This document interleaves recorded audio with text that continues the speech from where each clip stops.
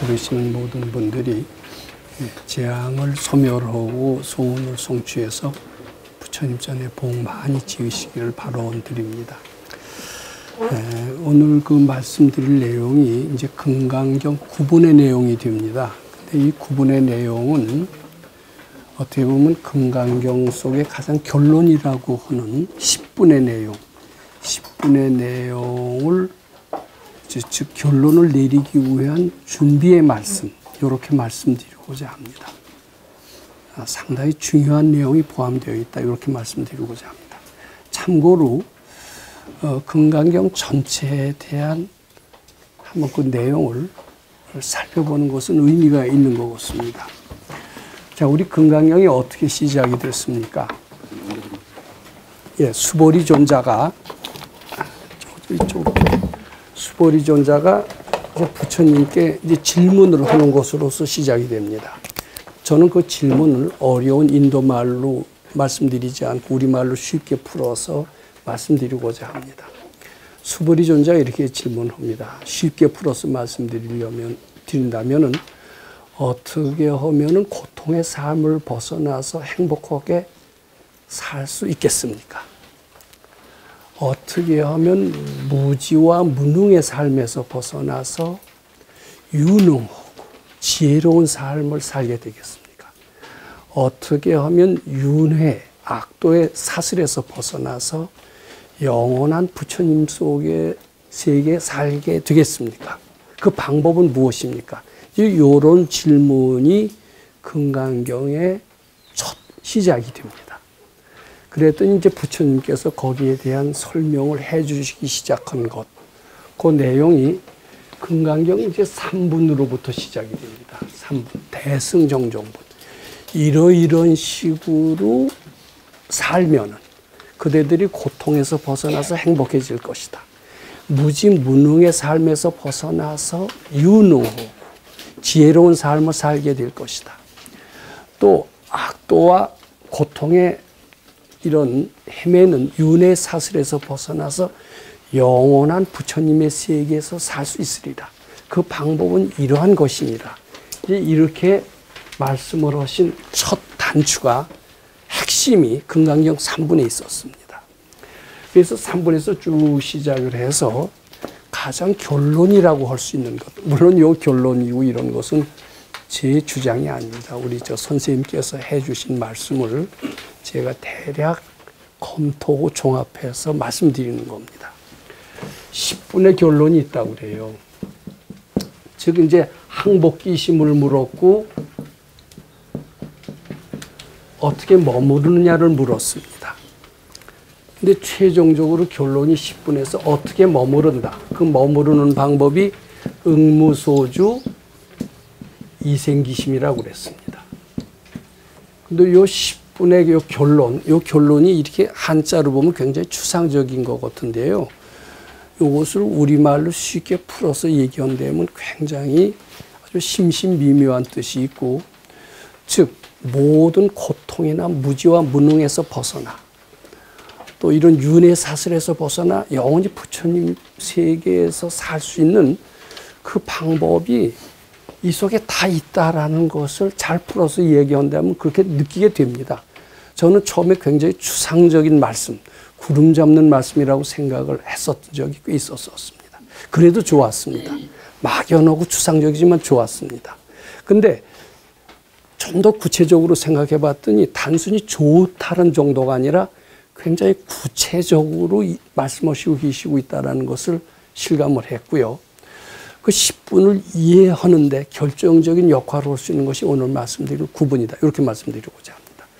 그럼 오늘 이 9분의 내용, 9분의 내용이 무엇인가, 무엇을 말하는 것인가. 제가 물론 이 9분을 읽고 해석을 하면서 틈틈이 제 의견을 말씀하는 것으로서 9분의 내용을 대략 짐작하고 이해하실 수가 있겠습니다만은 우선 제가 대략 9분의 내용을 여기다 써보는 것이 더 이해에 도움이 되실 것 같습니다. 9분의 내용 속에는 이제 이런 용어가 등장합니다. 수다원, 사다함, 아나함, 아란. 이게 다 우리말이 아니에요. 중국말도 아닙니다. 옛날 인도 말입니다. 인도의 성인의 4단계가 있다고 그럽니다. 제일 풋내기 성인. 성인 중에서도 초보 성인이 아마 있었던 모양이고 다 결실을 이루어진 성인도 있었던 모양인가 봐요. 근데 풋내기 성인이 이제 수다원입니다. 아, 너는 이제 겨우 성인이 되었다라고 할 수 있다. 아주 인정을 받는 그런 풋내기 성인이 이제 수다원입니다. 근데 이제 자꾸 수도를 하죠. 마음을 닦죠. 마음속에서 탐진치를 제거하죠. 그래서 성인의 결론, 거의 부처님의 경지에 이르는 그런 성인, 그것을 아란이라고 그러는데 이게 우리나라에서는 이걸 잘 안 쓰고 이런 사람의 정도가 어떻게 된 것인지 지금 구체적으로 설명해 놓은 스님의 말씀을 발견하기는 어렵습니다. 과연 수다원이 어떤 사람이냐, 사담이 어떤 사람이냐, 아남이 어떤 사람이냐, 아란이 어떤, 한국에서는 이게 잘 안 알려져 있습니다. 그런데 지금 미얀마라고 하는 나라, 저도 한번 가보고 싶습니다만은 거기 위파사나 선을 많이 수행하는 그런 나라입니다. 그 나라에 가면 위파사나 선을 수행하는 사람들은 이러한 4단계 성인에 대해서 상당히 구체적으로 설명을 하고 수도를 해서 이런 성인의 지위에 이르렀다. 난 수도의 결과 이런 성인의 지위에 이르렀다라고 얘기를 한다고 그럽니다. 즉 미얀마 같은 남방불교에 가면 이런 4단계 성인에 대해서 좀 더 구체적인 이야기를 들을 수 있을 것 같습니다. 근데 저는 오늘 이 자리에서는 이 구체적인 승인에 대해서는 저도 잘 모르지만 얘기할 필요는 없다라고 생각합니다. 여기 부처님이 이 4승인을 이제 이것을 일컬으시면서 이 승인의 정체성은 어떤 것이냐, 또 이 승인의 법식은 어떤 것이냐, 어떤 특징은 어떤 것이냐, 이제 이것을 말씀하고 계세요. 근데 이것을 제가 여기서 경을 읽어가면서 해석해가면서 이런 승인의 정체성이나 법식이나 특징을 얘기하기에 앞서서 세상 사람들, 세상에서 영향력을 행사하는 사람들이 있습니다. 세상에서 영향력 가장 많이 행사하는 사람이 누굴까요? 언뜻 떠오르기에 대통령 많이 떠오릅니다. 정치인이 떠오릅니다. 정치인 못지않게 세상을 움직이는 사람들이 있어요. 돈 많은 사람들, 경제인이죠. 경제인이 또 움직입니다. 자, 정치 경제인들이 다 해먹습니다. 근데 그거 말고도 세상을 이 두 그룹 위에 세상을 움직이는 사람이 없는가 하면 잘 따져보면 굉장히 있어요. 겉으로 드러나지 않습니다. 겉으로 드러나긴 정치인, 경제인이 다 세상을 움직이는 것 같아요. 근데 이거 말고도요, 어떤 정신적인 그 가치를 생산해내는 사람들이 있습니다. 예를 들면 교수나 학자. 이제 교수는 교육자를 의미한다라고 생각하면 됩니다. 이네들도 굉장히 사회에 주는 영향력이 막강합니다. 잘 따져보면요. 위대한 학자는 위대한 과학 이론을 만들어서 수많은 탁월한 제품을 만들어서 시대를 변경시킵니다. 1차 산업 사회에서 2차 산업 사회로, 3차 산업 사회에서 4차 산업 사회로. 자, 요새는 4차 산업 혁명 시대라고 그렇게 얘기를 합니다. 이 사람들이 만들어낸 겁니다. 정치인이나 경제인이 도저히 못 만들어내는 영향력을 교수나 학자가 만들어냅니다. 또 이 이외에도 사회에 영향력을 미치는 그룹이 있어요. 어떤 그룹인 줄 아세요? 자, 이 종교인 그룹이 있습니다. 종교인이 영향력 미치는 거 적지 않습니다. 굉장히 영향력 많이 미쳐요. 근데 요것들이 좀 더 가시적이라면 이쪽으로 내려올수록 가시성은 점점 떨어지죠. 드러나지 않으면서 영향력 미치는 그런 순서를 적었다. 이렇게 봐도 됩니다. 근데 요거 말고도 또 영향력 미치는 대단한 그룹이 있습니다. 전혀 보이지도 않지만 정말 큰 영향력을 미치는지도 모릅니다. 뭘까요? 여긴 똑똑하시니까 아시네. 바로 도인이고 선지식입니다. 근데 이 사람들은요, 흔적이 없어요. 그리고 이 사람이 무슨 영향력을 미치는지 전혀 알 수도 없어요. 우리만이 압니다. 이 도인이나 선지식은 어떤 정체성이나 법칙이나 특징이 없어요. 없는데 이 사람들이 미치는 영향력은 정말 더 큰지도 모릅니다. 자, 이제 순서를 치면 이쪽으로 올라갈수록 정체성이니 법칙이니 특징은 점점 더 뚜렷합니다. 가시적입니다. 이쪽으로 내려올수록 정체성이나 법칙이나 특징은 점점 드러나질 않아요. 이쪽으로 오면은 완전히 제로예요, 제로. 드러나지 않지만은 그 영향력은 정말 가장 큰지도 모릅니다. 우리가 그것을 금강경에 간단한 4글자로 표현했죠. 뭐죠? 뭐요? 무실무호. 무실무호. 이게 굉장히 똑똑하시네. 다른 데서는 대답 못할 거예요. 무실무호입니다. 무호가 이런 도인이나 선지식의 특징, 정체성을 나타내는 네 자로 된 한자입니다. 무실, 정체성이나 특징은 없다. 그렇지만 그의 영향력은 헛되지 않다. 무한히 크다. 이런 뜻이 됩니다. 근데 이것을 좀 더 그냥 여기서 넘어가고 그냥 들어가도 좋은데 조금 더 해석을 하고 요 한자로 들어가는 우리 법문으로 들어가는 게 좋습니다. 이 정치인, 유명한 정치인이 되려면 뭡니까? 우선 유명한 국회의원이 되려면 다선, 선수가 많아야 돼요. 이 초선들은 맥이 없어요. 그리고 그 영향력이 꽤 커야 됩니다. 영향력. 그의 영향력. 다선이라 하더라도 맥이 없는 사람이 없어요. 근데 이제 그 학식도 있고 인품도 있고 추진력도 있고 이런 사람이 있습니다. 용기도 있고 이런 사람들이 같은 뭐 민주당이면 민주당, 뭐 한국당이면 한국당에서도 영향력을 행사합니다. 그런 국회의원들이 있습니다. 그런 사람들이 또 대통령도 되겠죠. 뭐 그의 학식이나 인품도 중요합니다. 요새 한국에서 청문회에서 살아남으려면요, 살아남을 사람 거의 없다고 할 정도로 인품이 청문회 통과의 기준이 되고 있습니다. 그다음에 이제 경제인들, 기업인들, 부자를 얘기합니다. 뭐가 부자의 표준이 되느냐? 돈이 많아야죠. 제가 지난 시간에 한국 부자의 기준을 어디서 들은 대로 설명한 적이 있었습니다. 부동산은 몇 억 이상, 현금은 얼마 이상. 그게 정확한지 모르지만 그렇다고들 얘기를 해요. 근데 우선 부자가 되는 표준이 있습니다. 우선 재산이 많아야 됩니다.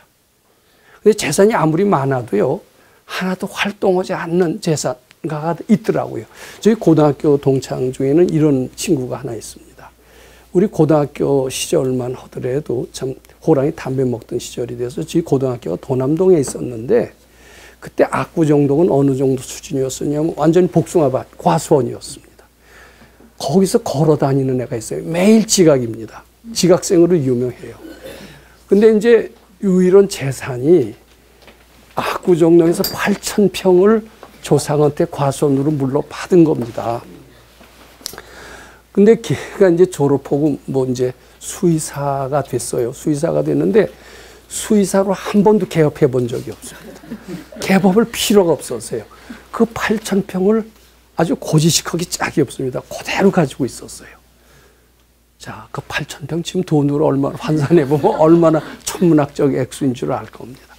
그 친구가 제일 부자입니다. 제일 부자인데 얘 동창에 나와서 10만 원도 잘 안 써요. 안 쓰는 사람은 부동산 한 많이 가지고 있어도 걔는 부자가 아니에요. 그래요, 안 그래요? 이건 재산이 있어야 되지만 써야 됩니다. 쓸 줄 아는 이건 부자가 아닙니다. 재산만 많아도 부자가 아니에요. 기여도가 있어야 됩니다. 근데 기여도도요, 어떻게 기여하느냐가 중요해요. 자기 자식한테 물려준 것은 기여도가 제로입니다. 사회에 기여해야 됩니다. 사회에 기여해도 기여는 또 종류가 달라요. 잘 쓸 사람한테, 될 사람한테 기여한 사람은 많이 기여의 범위가 전 세계적으로 됩니다. 예를 들어서 내가 준 돈으로 장학재단을 만들어서 장학재단 중에서도 아주 탁월한 인재한테 장학금을 줘서 그 탁월한 인재가 노벨상을 만들어서 노벨상을 학자가 탁월한 제품을 만들어서 탁월한 발견을 해서 IT 시대의 혁명 주도적인 역할을 해서 전 세계 많은 사람들한테 수많은 기여를 한 공로가 있다면 그런 부자는 재산도 그렇게 써야 됩니다. 우리 백 선생님도 될 사람한테 도와주라고 그랬어요. 근데 우리는 무조건 자식한테 줍니다.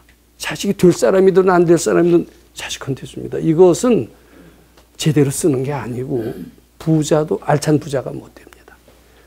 주더라도 누구한테 주느냐. 잘 쓸 사람, 사회 기여 많이 한 사람, 밝은 사람, 이런 사람한테 써야 됩니다. 기여도 어떻게 기여하느냐에 따라서 경제인의 몸값이 커집니다. 이 학자들 중에서도요, 몸값이 굉장히 큰 학자들이 있어요. 여러분들 뭐 대학 교수면 다 같은 줄 아세요. 천만의 말씀입니다. 요새 대학 교수 선발 기준을 제가 잘 압니다. 예전에는요, 하버드 대학만 나오면 무조건 교수로 썼어요. 요새 하버드 대학 나왔다고 교수로 쓰는 대학 거의 없습니다. 뭘 갖고 쓰는 줄 아세요?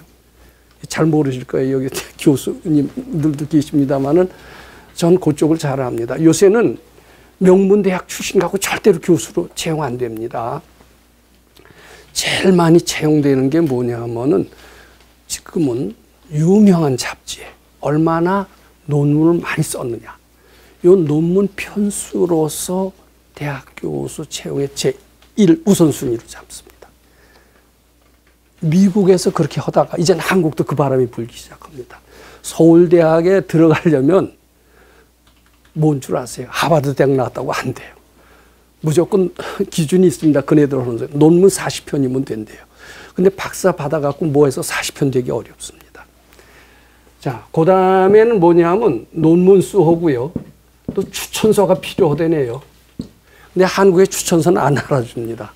근데 미국 같은 데서 이제 추천서가 굉장히 중요하기 때문에 이제 추천서 보고 제일 마지막으로 출신 학교 본대요. 어디 나왔느냐. 근데 이제 이게 논문이 왜 중요하냐면 논문도 여러 종류가 있어요. 많은 사람들이 인용해야죠. 자기 혼자만 하는 논문은 이게 가치가 없습니다. 뭐 이런 얘기 많이 들었죠. SCI급 논문. 이거 C라는 게 사이테이션입니다. 인용했다는 뜻입니다. 많이 인용을 할 수 있는 논문이래 타고는 많이 인용하고 사람들한테 많이 퍼지고 그것이 좋은 제품을 만들고 새로운 산업혁명 시대에 주역을 할 수 있는 논문, 이게 굉장히 중요합니다. 자, 이것은 굉장히 사회에 영향력이 있습니다. 교수는 학자는 탁월한 학자는 그렇습니다. 탁월한 교수 역시 마찬가지입니다. 자, 이 종교인도 굉장히 영향력 미치는데 어때요? 추기경들이 다 모여서 교황을 뽑죠. 교황의 영향력은 막강합니다. 이제 그럼 교황을 어떻게 뽑느냐? 이게 요새는요, 착하고 인품이 있고 이렇다고 교황 되지 않아요. 뭐 그 영향력이 있어야 됩니다. 어떻게 보면 거기도 로비를 하는지는 모르겠습니다. 아마 로비까지는 안 하겠죠. 교황 되시는데. 근데 뭔가 친화력이 있고 사교력이 있고 뭐 느낌이 있어야 종교인이 됩니다. 유명한 교황도 돼요. 그렇지 않아요? 저는 우연히 참 교황을 볼 기회를 놓쳤는데 로마에 간 적이 있었습니다. 로마에 갔는데 이제 일요일마다 거기에서 뭐 교황이 나와서 뭐 일요일 날 뭐 보는 날이 있었대요. 근데 일요일 날 제가 로마에 갔는데도 그걸 몰랐기 때문에 교황을 본 적이 없었습니다. 만일 봤다면 저는 이제 자랑할 겁니다. 자, 세계적으로 영향력 있는 교황을 난 로마에 가서 봤다. 로마는 교황이 어느 정도 영향력인지 우리는 모릅니다만은 미국에 한번 교황이 온 적이 몇 번 있었대요. 10만이 모인대, 10만.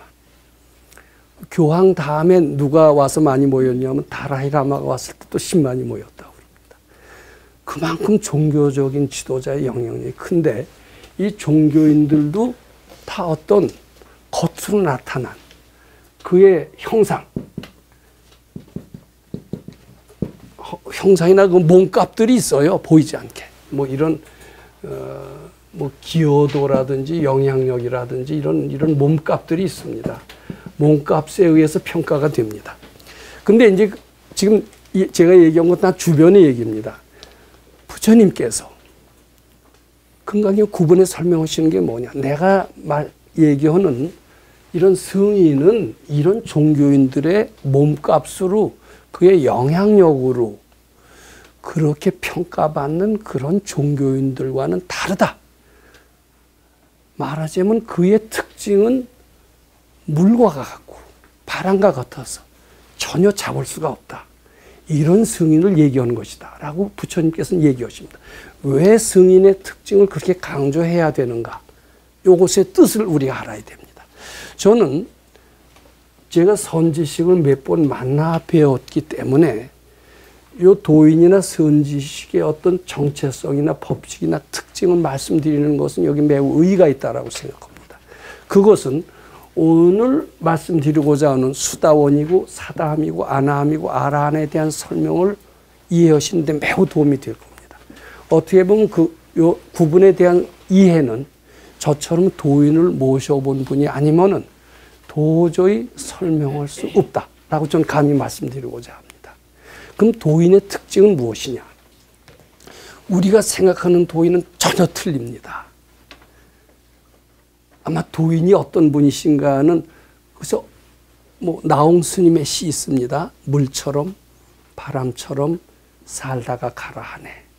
이런 정도의 얘기로 대충 짐작을 합니다만은 정말 도인이 어떤 분인가 알기는 굉장히 쉽지가 않아요. 자, 제가 한번 설명을 드리고 이것은 도인을 이해하는데 조금이라도 도움이 되고 그렇다고 확실히 아는 것하고 너무나 거리가 멉니다. 도인을 확실히 알 수가 없습니다. 도인을 확실히 알았다면 자기는 이미 도인이 된 사람이기 전에는 도저히 도인을 알 수가 없습니다. 그런데 저는 조금 알아가면서 도인의 위대성을 알고 도인에 대한 공경심을 더 내게 됐습니다. 여기 계신 분들도 오늘 9번의 설명을 통해서 도인에 대한 이해가 되시고 도인에 대한 공경심을 내시고 나아가서는 부처님에 대해서 절대 공경심을 내시기를 바랍니다. 부처님에 대한 절대 공경심을 내는 것은요, 그냥 우리 생활에 도움이 되는 정도가 아니에요. 도움이 되는 정도가 아니라 매우 필요하다 그 말이에요. 특히 어느 때 필요한 줄 아세요? 이제 죽을 때가 다 됐어요. 그럼 아무리 살았을 때 그냥 지 멋대로 하고 악심 내고 남 괴롭히고 이랬던 사람들도 이제 죽을 때가 되면 힘이 다 떨어졌죠. 야, 내 생은 정말 있나? 내가 없다고 그렇게 부정을 했는데 과연 있나? 있다고 그러는데 정말 있나? 나는 천당에 갈 건가? 지옥에 갈 건가?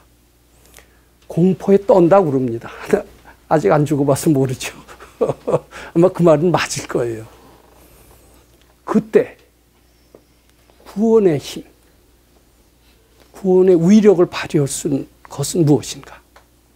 저는 그것은 도인에 대한 공경심, 부처님에 대한 공경심이 연습을 조금이라도 하셨다면 그때 구원의 따선 구원의 손길이 될 수 있다라고 믿습니다.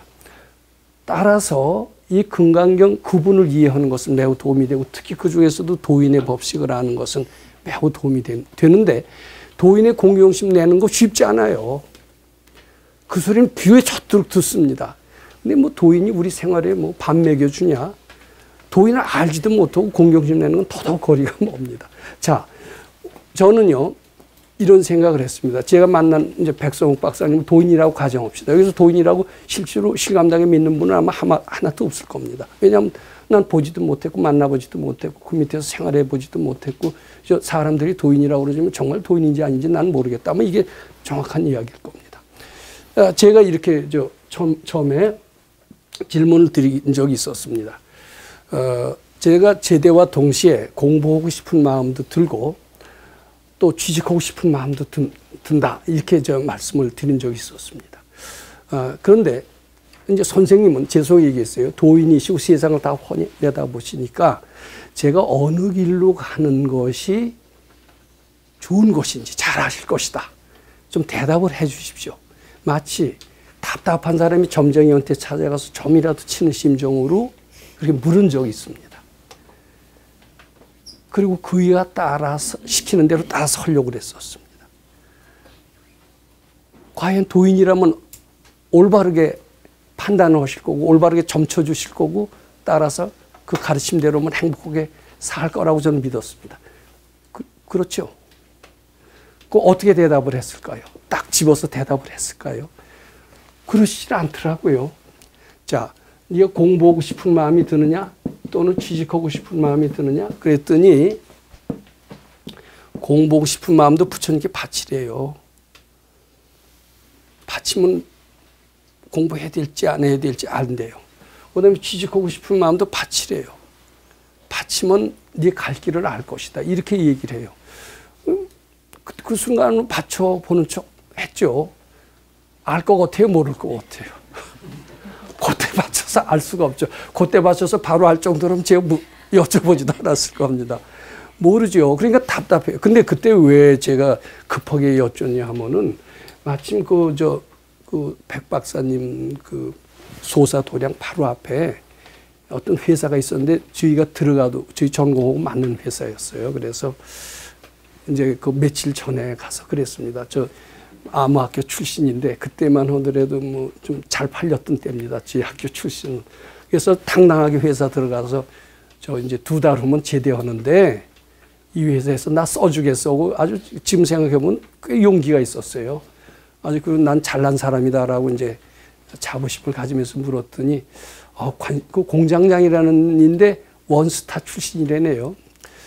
그이가 한참 관심을 가지더니 우리 집에 그때 전화가 없었을 때니까 이제 전화번호 일러주면서 언제까지 전화하면 답을 해준대. 이게 나 취직이 될 것 같아요. 다 된 것 같아요. 그러니까 이제 급하게 여쭌 거예요.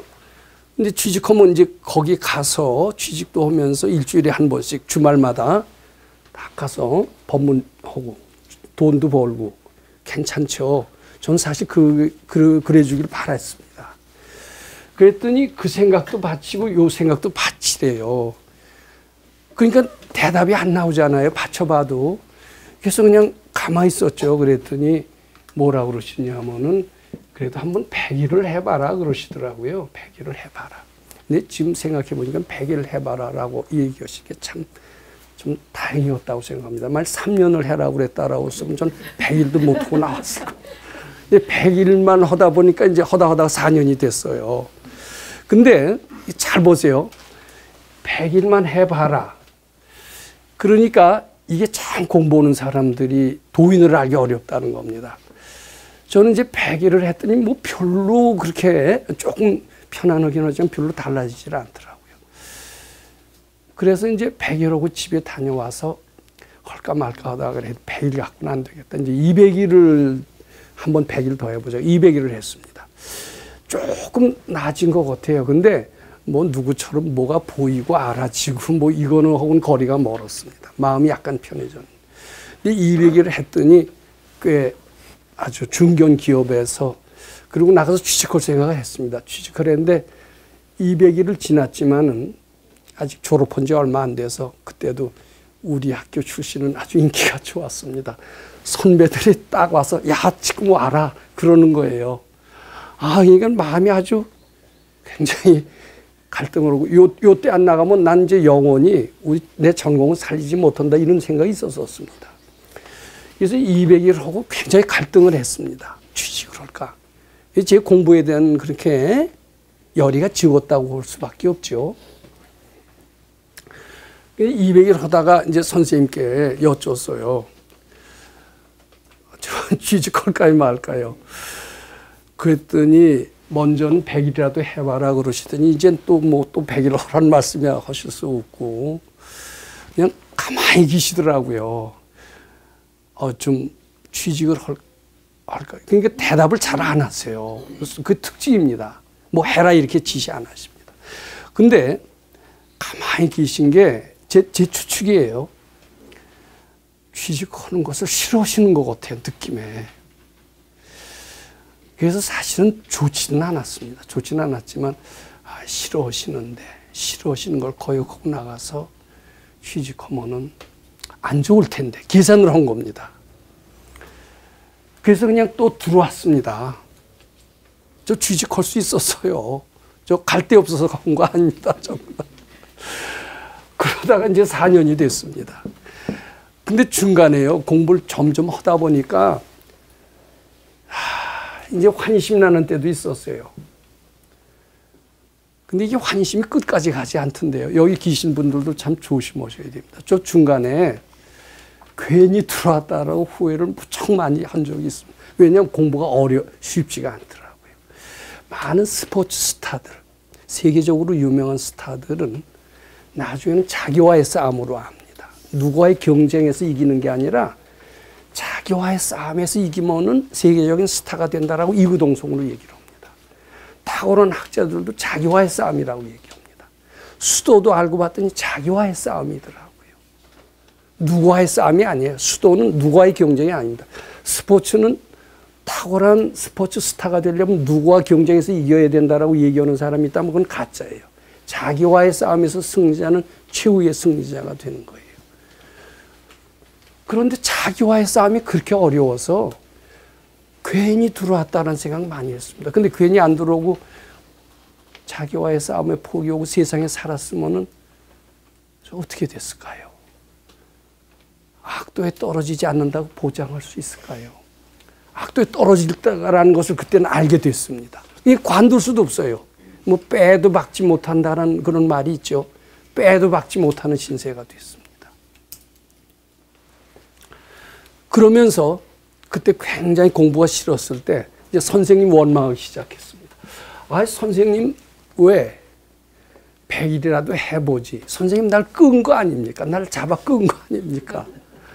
왜 끌어서 저로 하여금 이렇게 빼도 박지 못하는 주게 만듭니까? 그리고 200일이 됐을 때도 너 취직해라 그러시질 않고 왜 기분 나빠 취직하는 것을 싫어하시는 것처럼 왜 그런 표정 지으셨습니까? 선생님이 잡아 끌었기 때문에 저 여기 와서 이렇게 고생하는 겁니다. 이래야 됩니까? 안 이래야 됩니까? 참 저는 이렇게 가치가 없는 사람이었어요. 떼쓰는 사람이 됐어요. 근데 이제 뒤늦게 알았어요. 100일이라도 해보라라고 하는 것은 저를 잡아 끌기 위해서 하는 게 아니었던 겁니다. 뭐냐 하면은 내 생각에 공부할 마음이 있는 것을 보신 거예요. 보고 얘기하신 거예요. 그분은 어떤 목적이 있는 거로 생각을 하는데 이게 이제 여기 도인과 선지식이 종교인과 틀린 게 있습니다. 이 사람들과 틀린 게 있습니다. 이 정치인, 경제인, 교수, 종교인들은 어떤 목적이 있어요. 대통령이 되려는 목적. 자기 야심찬 목적이 있습니다. 이 사람들도 부자가 되려는 어떤 목적이 있습니다. 교수나 학자도 탁월한 해서 말로는 사회에 기여한다고 그러지만 그렇게 이름을 날리고 싶은 어떤 목적이 있어요. 이 종교인 역시 무소유하지만 목적이 있어요. 야심이 없질 않습니다. 전혀. 도통하겠다는 욕심까지도 있습니다. 근데 전혀 형상이 없고 흔적이 없는 분이 이 도인과 선지식입니다. 제 생각에는 우리 선생님은 제가 착각을 했어요. 나와 같은 똑똑한 인재를 자기 옆에다 딱 끌어다 놓고 이 사람을 후계자로 삼아서 본인의 가르침을 전 세계에 피게 하는 어떤 목적이 있어서 그래서 나를 100일이라도 잠깐 해라라고 꼬셔서 붙들어 놓은 것이 아닌가 이런 생각을 잠시나마 했던 겁니다. 그것은 제가 선인을 전혀 모르기 때문에 했었던 겁니다. 나중에 제가 아는 도인은 전혀 그게 아니었어요. 100일을 왜 해보라고 했느냐? 그의 마음속에 공부할 마음이 있는 걸 보고 그대로 거울처럼 비친 거예요. 이걸 수기설법이라고 그럽니다. 수기설법. 수기설법의 반대는 어떤 목적을 가지고 설득하기 위해서, 세일즈하기 위해서 하는 설법이 포교하기 위해서, 신도를 많이 거느리기 위해서 하는 설법이 무슨 설법인지 모릅니다. 근데 그 반대는 자기 야심도 없어요. 목적도 없어요. 제자를 거느리겠다는 생각이 없어요. 그렇기 때문에 그런 설법을 수기설법이라고 그 사람에 맞게 해주는 겁니다. 그 다음에 이제 200일 지난 뒤에 가만히 계시는 것도 저의 갈등하는 모습을 거울 비치듯이 비치고 하시는 거예요. 근데 제 마음속에는 200일 갖고도 좀 부족해서 공부를 더 해야 되겠다라는 그런 마음이 아마 있었고 그것이 선생님의 표정에 그대로 드러났던 겁니다. 근데 나는 그것을 잘못 알고 선생님은 내가 취직하는 것을 싫어하시나 보다. 선생님은 나 같은 똑똑한 사람을 더 붙들어 두고 그 옆에다 두고 후계자를 만들려고 하는가 보다. 이 생각을 했던 겁니다. 올바릅니까? 안 올바릅니까? 여기도 그런 분이 있습니까? 없습니까? 아예 제가 도인이라면은 그런 생각 하시면 안 됩니다. 근데 이제 저는 도인이 아니기 때문에 예쁜 사람 좀 붙들어 두고 싶은 생각도 아마 없지는 않을 거예요. 근데 저는 적어도 도인을 닮으려고 하기 때문에 여기서 사람을 끌기 위해서 이 사람을 이쁜이가 잡아두기 위해서 그런 말을 안 하려고 합니다. 뭐 제 마음 속마음은 그게 없지는 않을 겁니다. 근데 저는 그런 도인 밑에서 배웠고 수기설법이 무엇인가를 배웠기 때문에 자, 여기 오세요. 여기 오면 영생을 살 겁니다. 여기 오면 부자가 될 겁니다. 여기서 공부하면 뭐 탁월한 능력자가 될 겁니다. 금강경 연수원에 참여하십시오. 시주하십시오. 저 이러고 싶지 않습니다. 단지 저도 이제 도인을 조금은 닮았습니다. 서당계가 3년을 하면 풍어를 엎듯이 도인은 그 사람에 맞는 얘기를 해줍니다. 그 사람이 아무리 돈 많은 것 같아도 그 사람이 돈을 어디다 쓰리까? 법당에 바치라고 안 합니다. 그 사람이 어디에 쓰고 싶은 게 있어요.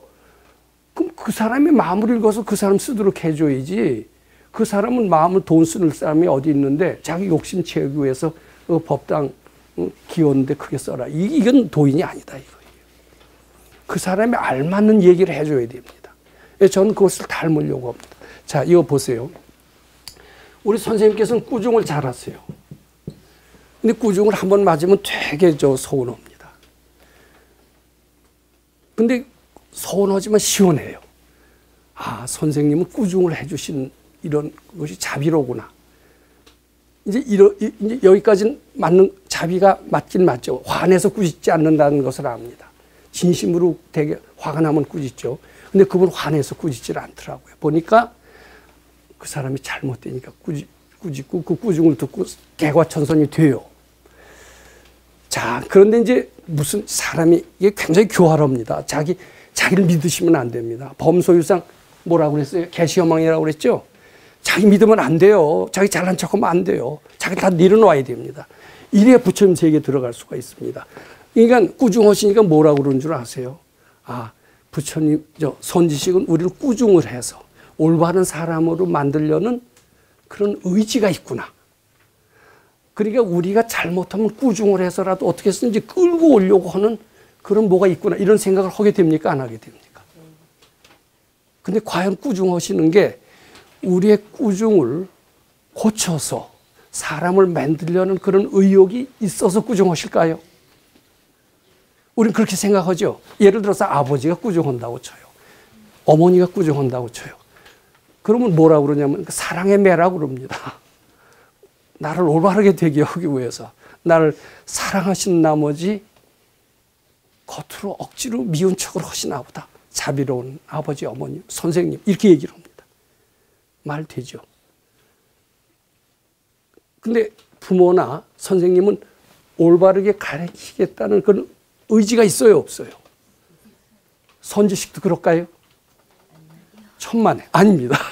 전 그런 걸로 알았어요. 전 꾸중을 비교적 덜 맞은 편입니다만 꾸중을 많이 맞는 사람은 그래요. 아, 우리 선생님, 자비로운 선생님, 나 못된 나를 바로 잡아주시기 위해서 그이가 꾸중을 하시니 그분의 입이 얼마나 아프실까? 입을 아파하시면서도 날 꾸중하셨을까? 이래요. 꾸중을 해서 사람을 만들려는 의욕이 있는 분으로 아는 거예요. 선지식이 그런 분일까요? 이 선지식 알기 어렵다. 그게 아니더라고요. 그 사람의 용심이 잘못된 것을 거울처럼 비친 거예요. 비춰서 그때는 꾸중할 수밖에 없는 거예요. 절대로 그리고 꾸중해서 살게 했다라는 염원이 있는 것을 본 거예요. 이제 진심만 낸 사람이라고 다 꾸중하지 않습니다. 못된 사람이라고 다 그 못된 사람을 꾸중해서 밝게 만들려는 의지가 없으세요, 도인은. 그 원을 비치는 겁니다. 근데 잘못을 하면서 속으로 이게 있어요. 아, 부처님이시여. 저를 꾸중해 가면서라도 올바른 사람으로 만들어 주십시오 하는 그런 소원이 있는 사람이 있는가 봅니다. 또는 그거 없는 사람도 있어요. 소원이 있는 사람들의 마음을 보시고 꾸중하는 겁니다. 그게 바라는 대로 해주시는 겁니다. 어떤 의욕대로 하시는 게 아니라는 거예요. 요거 잘 아셔야 돼요. 이제 그러니까 우리 선생님은요, 아마 세상을 잘 아시는 여러 가지 예언자적인 말씀을 하셔서 아마 신도를 끌려고 하면은 굉장히 많은 신도를 끌을 수 있을 것 같습니다. 이 동국대학교라고 하는 무에서 유를 만드신 그런 위대한 분이시니까 또 뭐 6.25도 예언하시고 해방도 예언하시고 이렇게 미래를 정확히 예언하시는 거니까 많은 사람들을 아마 신도로 만드실 수 있을 거예요. 근데 그 소사에서는 5명 이상이 별로 없었습니다. 그리고 신도가 될 수 없는 게 사람 끌려고 안 왔어요. 야단치면 나가면 나가고 들어오면 들어오고 오는 사람 막지 않고 가는 사람 붙들지 않고 도대체 뭘 하시려고 하는 분인지 알 수가 없는 겁니다. 자, 이 정도로 제가 끝내겠습니다. 어떤 목적을 가지고 자기 목적 달성을 위해서 또 사람을 만들기 위해서 이 사람을 이인자로 키우기 위해서 이러질 않는다는 거예요. 그냥 그 사람의 마음대로 비춰주려고 할 뿐이라는 겁니다. 저는 그런 선지식의 법칙을 몇 년 지나서 겨우 알았고 정말 위대하시더라고요. 그리고 닮으려고 하는 겁니다. 저는 우리 법당을 제가 크게 키울 능력도 없지만 신도 오시라. 가서 포교해. 여기 세력 많이 만들어서 그럴 능력도 없지만 그럴 생각도 없습니다. 그것이 정법이 아니라고 믿기 때문입니다. 돈 걷어서 어때? 건강형 연수원 만들어서 국가사회 기여하고 그럴듯하잖아요. 저 그렇게 안 하려고 그럽니다. 도인처럼 하려고 그럽니다. 그리고 여기서 날 욕하는 사람들이 있죠. 그럼 저 설득하고 꾸중해서 올바른 사람 만들려고 하지 않습니다. 다 욕하고 그러면 저는 어떻게 하는 줄 아세요? 저 떠납니다. 조용히 떠나요. 거울처럼 비치는 거예요. 근데 저 가끔 꾸중을 하면서 절 꾸중해 주십시오. 그러는 사람이 있을 수도 있겠죠. 도인이라면 그런 사람한테는 꾸중을 합니다. 근데 못된 짓을 하면서 참여는 안 하고 도인을 의뢰 꾸중해 주는 사람으로 그걸 기대하고 한다라면 도인은 꾸중하지 않습니다. 싫어하는 사람들이 많다라면 조용히 떠납니다. 저도 그렇게 떠나려고 해요. 저 단체에 대한 애착 없습니다. 저 혼자 해서도 잘 먹고 잘 살 수 있어요. 저 연금도 나오고요. 괜찮아요. 이게 저한테 시주 온다고 큰 소리 치시면 안 돼요. 자, 여기까지 하고 말겠습니다.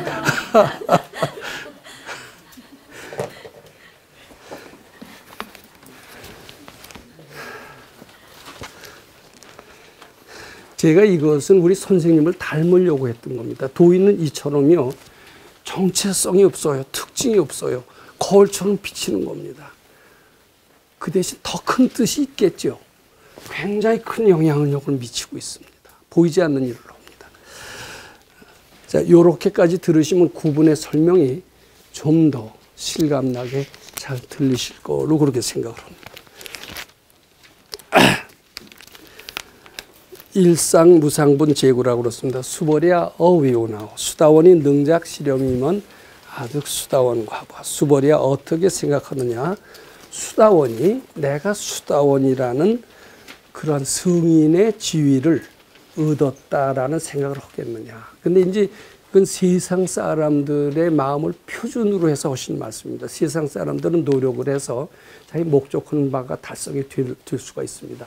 정치인 국회의원이 되었다. 또 큰 내가 목표로는 100억 재산을 달성했다. 또 나는 하버드 대학을 수석으로 졸업을 했다. 그래서 가문의 영광이라고 파티를 하는 사람들이 있습니다, 실제로. 그래갖고서는 서울대학 교수가 된 사람이 있는데, 그럴만하죠. 하버드 대학 졸업하고 그랬으면 영광이죠. 이제 그렇게 노력해서 되면 어때요? 나는 얻었다, 성공했다, 이런 생각을 하고, 마찬가지로 승인이 돼도 그런 생각을 할 수가 있을 거라고 생각을 합니다. 그럼 그런 티를 냅니까? 안 냅니까?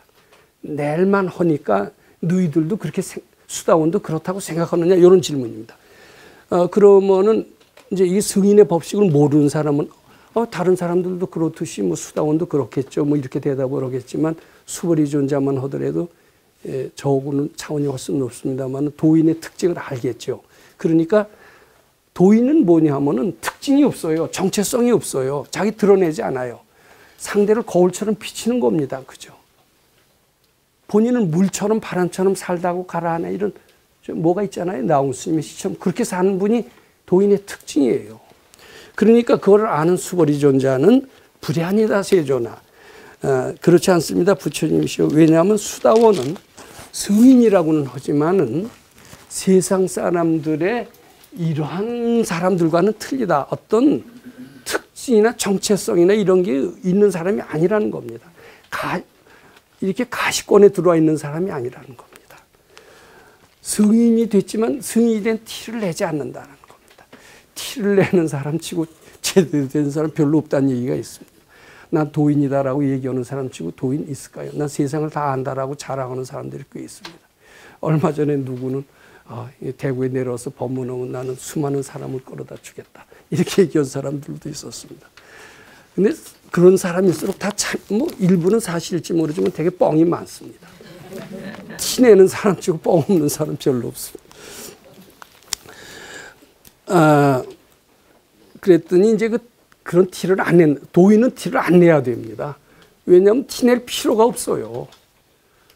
티내서 그것이 자기한테 이익이 될 때는 티도 내고 PR도 하고 영업도 하고 그래서 신도도 모으려고 그러고 이러죠. 근데 그거 아니더라도 내가 재산이 많다면 뭐 때문에 티냅니까? 그러니까 그렇게 성인이라고 하지만 티내지 않는 게 수다원입니다. 이렇게 얘기하는 거예요. 이제 그 다음에 제가 쭉 자세히 설명하지 않겠습니다. 사다함이 사다함과를 얻었느냐. 이 사다함은 좀 더 높은 성인입니다. 그랬더니 사다함도 그런 티를 내지 않는다라는 내용입니다. 그 뒤에 아나함도 그렇고 아라함도 그렇다라는 겁니다. 이제 그 다음에 근데 우리는 티를 안 내니까 저희가 정말 어느 정도 성인인지 알 수가 없습니다. 세상의 정치인을 평가할 때, 경제인을 평가할 때, 또 학자를 평가할 때는 그 평가의 기준이 있습니다. 특히 저는 학자의 평가의 기준을 잘 압니다. 뭐 논문에도요. 어떤 잡지에 실렸느냐가 굉장히 중요합니다. 유명한 잡지가 있습니다. 우리나라 잡지에도 뭐가 있어요? 월간조선 오면 많이 팔리죠. 월간조선에 실릴 수 있으면 그 작가는 그 사람은 굉장히 알아주는 사람입니다. 미국의 유명한 저널 중에서도 그 임팩트 획타라는 게 있어요. 그 네이처나 사이언스 같은 굉장히 유명한 잡지입니다. 거기에 실리면은 알아줘요. 자, 그리고 많은 사람들이 인용하면은 더 알아줘요. 이렇게 됩니다. 그러니까 유명한 학자를, 세계적인 학자를 평가하는 기준이 있어요. 부자를 평가하는 지수가 있어요. 지표가 있어요. 근데 성인을 판단하는 지표는 없다라는 겁니다. 그러니까 성인이 누군지 알 수가 없는 거예요. 우리 세상에서 겉으로 나타나는 것만 판단하는데 익숙한 우리들은 알 수가 없다라는 거예요. 근데 우리는 그렇게 겉으로 나타난 가시적인 걸로 평가하는데 굉장히 익숙했기 때문에 보이지 않는 것을 평가하는 지혜는 없어진다라는 겁니다. 지금은 다 옛날 얘기입니다만 대통령이 어떤 국회, 청와대 어떤 수석이 배신하는 얘기를 듣고 누구라고 그러면 금방 기억날 분이 있습니다만은 10길 물속은 알아도 한 길 사람 속은 모른다 이런 얘기를 하고 그 일을 파면시켰던 적이 있습니다. 근데 한 길 사람 속을 모르는 겁니다. 왜냐하면 형태가 없기 때문에 저 사람이 어떤 사람이다라는 것을 어떤 나타내는 뚜렷한 믿을 수 있는 지표라는 게 없기 때문입니다. 마찬가지로 성인을 나타낼 수 있는 뭐가 없어요. 성인인지 알 수가 없어요. 근데 성인뿐만 아니라 사람을 제대로 보는 것도 사실 쉽지 않습니다. 저 사람이 해놓은 일이 많아서 괜찮은 사람이다. 해놓은 일 갖고 평가하는 거지 해놓은 일 없고서도 평가해봐라. 관상만 보고 평가해봐라. 관상만 보고 평가할 수 있으면 이건 지혜로운 사람입니다. 근데 우리는 뭘 해놓은 것에 의해서 밖에는 평가할 수 있는 능력이 없어요. 그런데 마비가 돼 있어요. 그러니까 그런 거 없이 평가하는 지혜가 우리한테는 말살된 겁니다. 그런데 그런 형상에 의지하지 않고 평가할 수 있는 능력이 필요합니다. 자, 그런 능력을 키우기 위해서는 자기 겉에 나타난 것만 갖고 평가하는 이런 것을 어떻게 해야 돼요? 바쳐야 돼요. 부처님께. 바치어서 자꾸 부처님께 여쭤봐야 돼요. 부처님은 어때요? 무슨 겉으로 나타난 형상에 의해서 평가하는 분이 아닙니다. 보지 않고서도 평가하는 분입니다. 먼 데서도 평가하는 분입니다. 김정은이 어떤지 아무도 모릅니다만 부처님은 압니다. 왜냐하면 어떤 데이터에 의해서 평가하는 분이 아니기 때문입니다. 보지 않고서도 평가할 수 있는 지혜를 필요로 하는 겁니다. 그걸 바로 키우라는 거예요. 이제 그것의 결론이 10분에 나옵니다. 근데 제가 언제 이런 말씀을 드렸습니다만은, 자, 이제 두 사람이 약속을 했습니다. A하고 B가 시간하고 장소를 정하지 않습니다.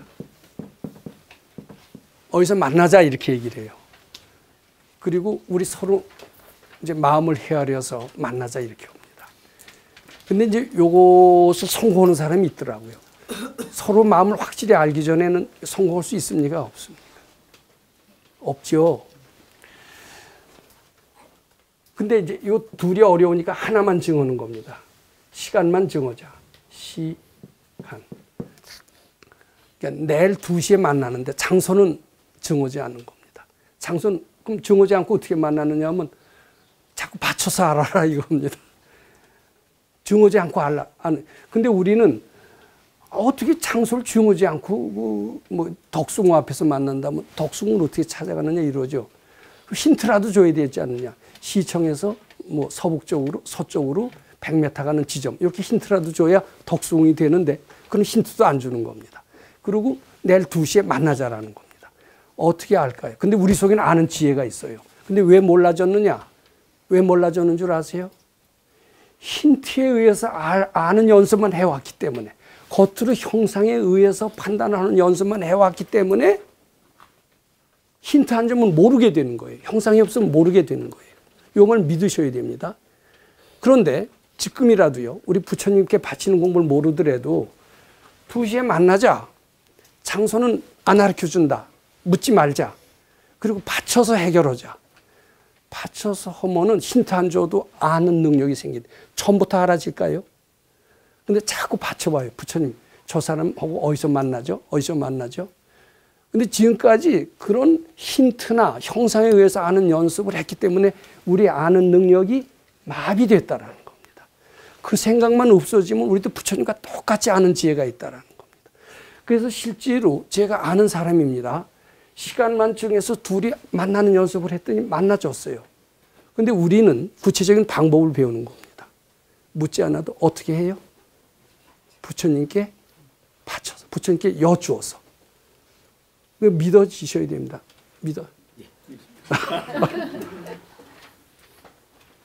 그게 어떤 데이터에 의해서 하지 말라는 겁니다. 어떤 결과를 갖고 하지 말라는 겁니다. 결과에 의존하는 습관을 버리라는 겁니다. 티내지 말아야 됩니다. 티내는 사람은 어떤 데이터 분석만 하는 사람이고 결과만 믿고 하는 사람이고 그래서 아는 능력이 마비된 사람이다라는 겁니다. 자, 이렇게까지 하신다면 우리 바치는 법이 대단합니까? 안 대단합니까? 이렇게 이해하시면 될 것 같습니다. 그것을 말씀드리고 해서 구분을 하신 것 같습니다. 자, 오늘 구분 설명 여기까지 드리고요. 지금부터 질문 있으시면 질문을 받도록 하겠습니다. 성인은 티가 없어요. 또 티를 낼 필요가 없어요. 다 아시니까요.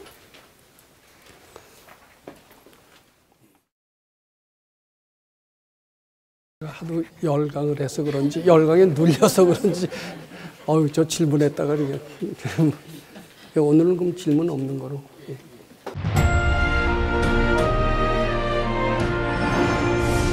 금강경 가르침을 통해 올바른 인재양성 교육과 각종 사회 문제에 대한 해법을 현대인들에게 제시하고 있는 바른법연구원 김원수 법사가 금강경 독송 및 수행을 통해 얻은 일체 유심조, 공, 불이, 구족의 진리로 역경과 난제를 실제 해결하는 체험을 통한 설법집 우리는 늘 바라는 대로 이루고 있다를 출간했습니다. 구입은 전국 서점에서 가능하며 문의는 청우당 02337-1636번입니다.